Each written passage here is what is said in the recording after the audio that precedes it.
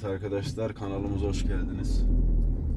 Bugün 2016 model Tourneo Courier 1560 cc hacminde, yani 1.5 motora sahip, 95 beygir gücündeki panel vanımızda bir 0-100 denemesi yapacağız.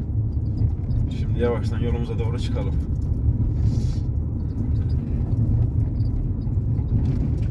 Gerçekten iç hacmi çok geniş bir araç. Ben kullandım, beğendim yani. Diğer panel vanlara nazaran çok geniş bir iç hacmi var.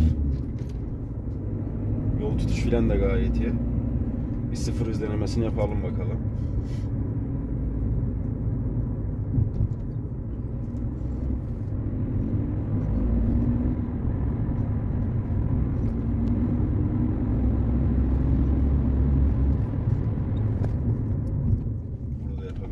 Düşünüyorum. Şu sağ tarafa bir çekelim. Evet arkadaşlar, şimdi başlıyoruz. Kronometremi açacağım. Başlattım.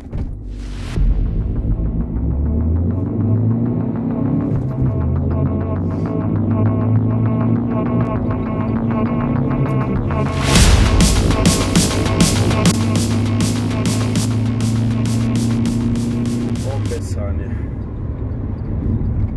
Fabrika verisi de resmi kayıtlara baktığımızda 14 saniyeyi gösteriyordu.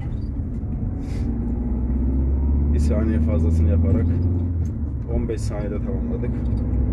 Tabii panel van bir araca göre normal bir 0-100 diyebiliriz.